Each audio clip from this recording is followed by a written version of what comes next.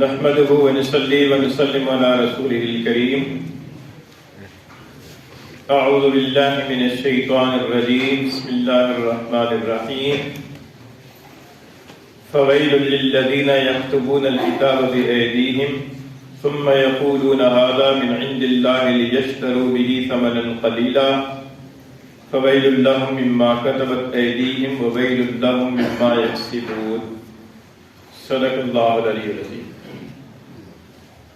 Foil للذین یکتبون الکتاب بأیدیہم، سو تباہی ہے ان لوگوں کے لیے جو لکھتے ہیں کتاب کو اپنے ہاتھوں سے، ثم یقولون، پھر وہ یہ کہتے ہیں، ھذا من عند اللہ، اللہ کی طرف سے ہے، لیشتروا بہ ثمنا قلیلا، تاکہ وہ اس کے ذریعے سے حاصل کریں تھوڑی قیمت. فویل لہم مما کتبت ایدیہم، سو بربادی ہے ان کے لیے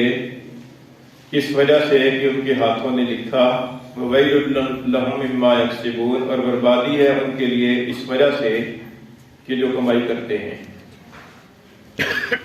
پچھلی آیت کریمہ میں عوام یہود کی توہم پرستیوں کا بیان تھا کہ یہود کے جو عوام ہیں وہ اپنی آرزوؤں اور اپنی خواہشوں کے بھروسے پر جی رہے ہیں اور ایک خیالی دنیا کے اندر رہتے ہیں. حقیقت کے اعتبار سے ایمان اور عمل صالح کو ضروری نہیں سمجھتے، بلکہ یہ کافی سمجھتے ہیں کہ ہم انبیاء کی اولاد میں سے ہیں تو بخشے جائیں گے، یا بڑے ہماری سفارش کرا کے ہمیں اللہ کے عذاب سے چھڑا لیں گے. بس اس طرح کے خیالات ہیں، اس طرح کی خواہشات ہیں، اس طرح کی ان کی توہم پرستیاں ہیں. اور ان توہم پرستیوں کی جو وجہ تھی وہ وجہ ان کے علماء کی خیانت تھی کہ ان کے جو علماء تھے، علماء یہود، انہوں نے صحیح بات ان کو نہیں بتائی اور ان کو غلط رہنمائی کی، مس گائیڈ کیا اور ان کو مختلف طرح کے خیالات کے اندر ان کو مبتلا کر دیا. تو یہ جو علماء کی خیانت تھی، تو اس وجہ سے علماء یہود جو خائن علماء تھے، ان کے لیے اس آیت کریمہ میں جو آج کے درس میں تلاوت ہوئی ہے وعید کا بیان ہے کہ جیسے عوام یہود کی توہم پرستیوں کی وجہ سے ان کے لیے وعید ہے، اسی طریقے سے علماء یہود کی جو خیانت ہے، علمی خیانت ہے اور مذہبی خیانت ہے، اس خیانت کی بنیاد پر وہ بھی وعید کے مستحق ہیں. چنانچہ اس آیت کریمہ میں اللہ تعالیٰ نے یہاں سے بات شروع فرمائی کہ فویل، پس بربادی ہے. ویل کا لغوی معنی ہے بربادی اور تباہی، اور بعض کتابوں میں لکھا ہے کہ یہ ویل جہنم کی وادیوں میں سے ایک وادی ہے. تو یہ دونوں معنی ہو سکتے ہیں کہ ایسے لوگوں کے لیے یا تو جہنم کی اس وادی کے اندر عذاب دیا جائے گا، اور یا ان کے لیے دنیا اور آخرت میں تباہی اور بربادی ہے. للذین، ان لوگوں کے لیے یکتبون الکتاب بأیدیہم، کہ جو کتاب کو اپنے ہاتھوں سے لکھتے ہیں. کتاب سے مراد ہے کتاب الہی، اور ان کے پاس جو کتاب الہی تھی وہ تورات تھی، تو وہ تورات کو اپنے ہاتھوں سے لکھتے ہیں. تورات کو اللہ تعالیٰ کی طرف سے لکھی ہوئی نازل ہوئی، اس کو اپنے ہاتھوں سے لکھتے ہیں. اس کا مطلب یہ ہے کہ تورات کے اندر جا بجا اپنی مرضی کے مطابق الفاظ اور جملوں کا اضافہ کر دیتے ہیں. یعنی کوئی لفظ سوچا اور کوئی جملہ سوچا اور تورات کی عبارت کے اندر کسی مناسب جگہ پر اس کا بھی اضافہ کر دیا، اور جو لکھنے والے ہیں، پڑھنے والے کو یہ محسوس ہو کہ یہ بھی اللہ ہی کی کتاب ہے، یہ بھی اللہ ہی کی کتاب کا جملہ ہے. تو فرمایا کہ وہ کتاب کو لکھتے ہیں اپنے ہاتھوں سے، اور پھر یہ کہتے ہیں کہ ھذا من عند اللہ، یہ اللہ کی طرف سے. یا تو وہ زبان سے بھی کہتے ہیں کہ یہ سب اللہ کی طرف سے ہے، اور یا یہ ہے کہ وہ لکھتے اس انداز سے ہیں کہ پڑھنے والے کو محسوس ہی نہیں ہوتا، پڑھنے والا یہ سمجھتا ہے کہ یہ بھی اللہ ہی کی طرف سے ہے. لیشتروا بہ ثمنا قلیلا، اور اس کرنے کی غرض کیا ہوتی ہے؟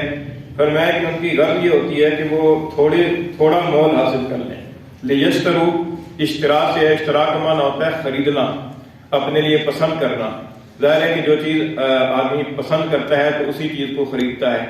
تو فرمایا کہ یہ اپنے لیے پسند کرتے ہیں یا خریدتے ہیں اس کے ذریعے سے ثمنا قلیلا. ثمن کہتے ہیں قیمت کو، اور قلیل کا معنی تھوڑی قیمت اپنے لیے اس کے بدلے میں خریدتے ہیں، اور اس کے بدلے میں تھوڑی قیمت حاصل کرتے ہیں یا پسند کرتے ہیں. اچھا، یہ تھوڑی قیمت سے مراد اگرچہ لفظوں سے تو اس طرف ذہن جاتا ہے کہ وہ تھوڑی سی نقدی لے لیتے ہوں گے، کچھ نقدی لیتے ہوں گے اور اس کے بدلے میں یہ کام کرتے ہوں گے، لیکن اہل علم حضرات نے فرمایا کہ یہاں پر ثمن قلیل سے مراد صرف نقدی نہیں ہے بلکہ ہر طرح کا دنیاوی مفاد ہے۔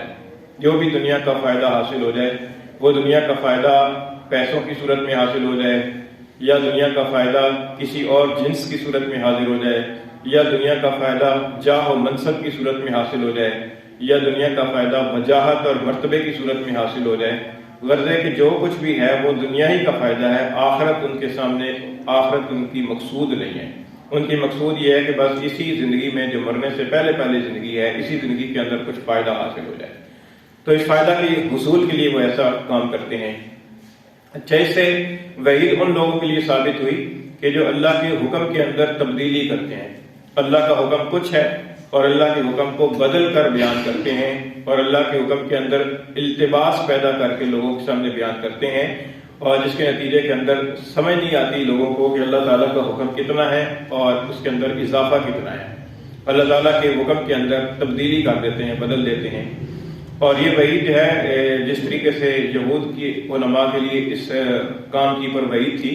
تو اس امت کے جو بھی علماء سو ہیں کہ جو لوگوں کی غلط گائیڈ لائن کرتے ہیں اور لوگوں کو غلط رہنمائی کرتے ہیں، ایسے علماء سو کے لیے بھی اس آیت کریمہ کے اندر وعید ہے کہ جو اللہ کے احکام کو بدل دیتے ہیں، اور اس بدلنے سے ان کا مقصد یہ ہوتا ہے کہ دنیا کا کوئی فائدہ حاصل ہو جائے، ہمارے جو مریدین ہیں وہ ہمارے حلقے میں رہیں، ہمارے معتقد رہیں، اور یا یہ ہے کہ دنیا کے اندر جو ہمارا ایک جا اور منصب بنا ہوا ہے وہ ہم سے کہیں چھن نہ جائے، یا دنیا کے جو نذرانے آ رہے ہیں وہ نذرانے ہمارے ختم نہ ہو جائیں۔ اس بنیاد پر وہ اللہ کے صحیح حکم کو بتاتے نہیں ہیں کہ اگر صحیح حکم بتا دیا تو پھر یہ ہمارے سلسلے ختم ہو جائیں گے، ہمارے مفادات پر زد پڑے گی، اور اس وجہ سے وہ لوگوں کو بھی صحیح رہنمائی نہیں کرتے بلکہ لوگوں کو بھی غلط لائن پر لگاتے رہتے ہیں۔ تو ایسے علماء سو کے لیے بھی اس کے اندر وعید ہے۔ اور دوسری جگہ احادیث کے اندر اس طرح کی رہنمائی ملتی ہے۔ ایک حدیث شریف میں حضور اقدس صلی اللہ علیہ وسلم نے فرمایا کہ من قال فی القرآن بغیر برأیہ فلیتبوأ مقعدہ من النار، کہ جو آدمی قرآن مجید کے اندر اپنی رائے سے کچھ کہے، اپنی رائے سے کوئی تفسیر بیان کرے، تو فرمایا کہ اسے چاہیے کہ اپنا ٹھکانہ جہنم میں بنا لے، کیونکہ قرآن پاک کی جو آیات ہیں، ان آیات کی ایک تو مراد وہ ہے کہ جو رسول اللہ صلی اللہ علیہ وسلم سے، صحابہ کرام سے، سلف صالحین سے منقول ہے، اس منقول تفسیر کو چھوڑ کر اپنی مرضی کے مطابق تفسیر کرنا، اور اس تفسیر سے مقصد یہ ہو کہ دنیا کے اندر کچھ فائدہ حاصل ہو جائے، تو ایسے علماء سو کے لیے بھی اس کے اندر وعید ہے۔ چنانچہ کئی اس طرح کی مثالیں ملتی ہیں کہ قرآن مجید کی آیات کا جو اصل مفہوم ہے وہ کچھ اور ہے، جو منقول چلا آ رہا ہے اس مفہوم کو چھوڑ کر اپنی مرضی کے مطابق آیت قرآن کی پڑھتے ہیں، لیکن مفہوم اپنی مرضی کا بیان کرتے ہیں، جس کے نتیجے کے اندر عوام الناس کو غلط فہمی ہوتی ہے، وہ ان کی فہم کو بھی سمجھتے ہیں کہ یہ بھی قرآن ہی ہے، حالانکہ وہ قرآن کی جو مراد ہوتی ہے وہ کچھ اور ہوتی ہے۔ اسی لیے اہل حضرات نے لکھا ہے کہ قرآن مجید کا ترجمہ کرنا اور قرآن مجید کی تفسیر کرنا یہ بہت نازک کام ہے، اور یہ دراصل مراد خداوندی کو متعین کرنا ہے، صرف لغوی اعتبار سے ترجمہ کرنا نہیں ہے کہ لغت کے اندر یہ لفظ کا یہ ترجمہ ہے تو یہ معنی ہوگا، بلکہ اس کے اندر اللہ کی مراد کو متعین کرنا ہے کہ اس میں اللہ تعالیٰ کی مراد ان الفاظ سے کیا ہے۔ تو اس لیے ایسے حضرات کے لیے بھی وعید ارشاد ہوئی۔ اور اس طریقے سے اگر اللہ کی طرف کسی ایسے حکم کو منسوب کیا کہ جو اللہ کا حکم نہیں ہے، اور اس کو اللہ کا حکم بتا کر بیان کر کے بتایا، تو وہ بھی وعید کا مستحق ہے۔ اسی طریقے سے حضور اقدس صلی اللہ علیہ وسلم کی طرف کوئی ایسی بات منسوب کر دی کہ جو حضور نے نہیں فرمائی،